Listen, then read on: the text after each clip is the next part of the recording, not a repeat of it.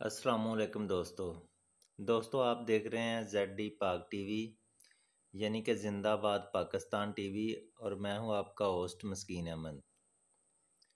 नाजरीन, आज हम बात करेंगे पाकिस्तान में ये जो इसराइल को तस्लीम करने की तैयारी की जा रही है इसके बारे में। नाजरीन, पहले तो हम ये समझ रहे थे कि शायद ये झूठ ही है कि ऐसे ही वो एक सहाफ़ी हैं, वो चले गए हैं और कुछ लोग जो नून लीग के तल्लुकात वाले थे उनके वो अमरीकी शहरी थे, तो वो वैसे भी इसराइल जा सकते थे, तो चले गए हैं, तो कोई इतना बड़ा इशू नहीं है। क्योंकि नून लीग की तरफ से एहसन इकबाल ने वजाहत भी की थी कि नहीं जी, हम तस्लीम करने नहीं जा रहे। लेकिन अब प्रॉपर तरीके से जो इनके ख़रीदे हुए चैनल हैं वो एक मुहिम चलाना शुरू कर दिया उन्होंने, और उन्होंने ना ऐसे वाक़यात बयान करने शुरू कर दिए हैं कि जिससे ये यकीन हो रहा है कि ये इसराइल को तस्लीम कर लेंगे। इंडिया में भी वफ़द चला गया है और इसराइल में भी पाकिस्तानी वफ़द होकर आ गया है। कुछ तो तज्ज़िया नगार और जो सहाफ़ी हैं नाम नहाद, ये कह रहे हैं जी अगर हमने इसराइल को तस्लीम ना किया तो हम भूख अफलास से मर जाएंगे, महंगाई कम नहीं होगी, पेट्रोल महंगा होगा, ये होगा वो होगा। तो भाई महंगाई तो पहले भी थी, इस कौम ने बर्दाश्त की है, बड़ा कुछ बर्दाश्त किया है। और अगर ये हमने पहले ही करना था ना सारा कुछ, तो हमें इतना तंग होने की ज़रूरत क्या थी? क्या ज़रूरत थी हमें इतनी बड़ी फ़ौज रखने की? क्या ज़रूरत थी हमें एटम बम बनाने की, टैंक बनाने की, मिसाइल बनाने की? हमने इस कौम का 1 रुपये का टैक्स इकट्ठा करके ये सब कुछ बनाया है, इस्लाम की इज़्ज़त के लिए, अपनी इज़्ज़त के लिए, अपने मुल्क की इज़्ज़त के लिए। ये पाकिस्तान बनाते वक्त भी बहुत मुश्किलें सही हैं। हमारे बड़ों ने बड़ा कुछ खोया है, अपने घर बार, अपने अजीज़ो कारब। क्यों? कि हम एक ला इलाहा इल्लल्लाह की बुनियाद पर मुल्क बनाने जा रहे हैं। हम इस वक्त इस्लामी जमहूरिया पाकिस्तान में रह रहे हैं।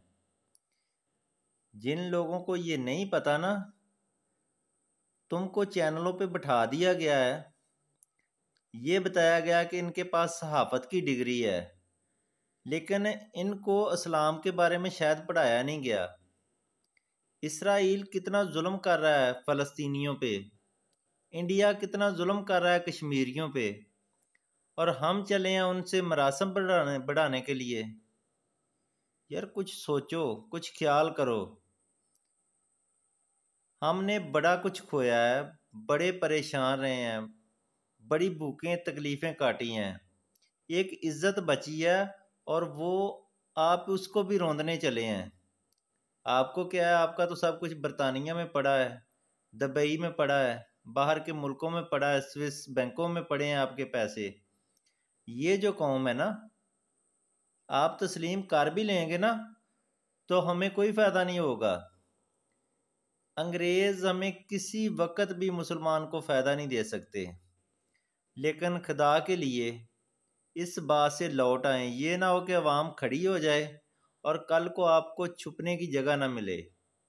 आपने बहुत कुछ कर लिया इस मुल्क के साथ, इतना मकरूज़ कर दिया, इस दोराहे पे खड़ा कर दिया है कि अब हम गुलामी की ज़िंदगी गुजार रहे हैं उनकी, और ऊपर से इसराइल को भी तस्लीम करवा दें, इंडिया को भी करवा दें। कोई हाल है यार आपका? और फिर देखें लॉजिक क्या देते हैं, इस्लाम के लॉजिक भी दे रहे हैं। अभी एक मैं चैनल पे देख रहा था, वो कह रहा था जी कि नबी करीम सल्लल्लाहु अलैहि वसल्लम जब जब जंग बदर के लिए गए हैं तो पीछे से यहूदियों ने साजिश की और एक सहाबी को शहीद कर दिया, लेकिन इसके बावजूद भी नबी करीम सल्लल्लाहु अलैहि वसल्लम ने उसको उन यहूदियों को मदीने से नहीं निकाला, बल्कि कहा कि इनकी औलादें मुसलमान हो जाएंगी। चलें, हो सकता है ये भी हुआ हो, लेकिन वो तो हिकमत थी मेरे नबी करीम सल्लल्लाहु अलैहि वसल्लम की और अल्लाह की तरफ से हुक्म था। लेकिन ये तो सरासर जुल्म कर रहे हैं, ये आपको नज़र क्यों नहीं आ रहा? आपको कुछ, मुझे लगता है कि कोई ना टुकड़ा पड़ा है उनकी तरफ से, कोई मिल गया खाने के लिए। इस वजह से ना आपको अभी हर वक्त इसराइल के गुन गाएंगे, अमेरिका के गुन गाएंगे, क्योंकि एक बंदा अड़ता था, उसको आपने तार के फेंक दिया है, तो अब आपको ना कोई रोकने वाला है। लेकिन मैं आपको एक बात बता दूं, अभी बहुत बड़े पाकिस्तान में सैलाब छुप के बैठे हैं। अगर आपने ये गलती की और जब ये लोग खड़े हो गए, तो आपको छुपने बल्कि भागने का रास्ता नहीं मिलेगा। तो खुदा के लिए इस गंदे खेल से बाहर आ जाएं और मत करें अपने मुल्क के साथ इस तरह की गद्दारी। अब एक और बंदा एक टीवी पे बैठा ना, अपनी एफिशिएंसी झाड़ रहा था, और देखें लॉजिक, वो क्या लॉजिक दे रहा है। कहता है जी सबसे ज्यादा रोजे इसराइल में हैं नबियों के।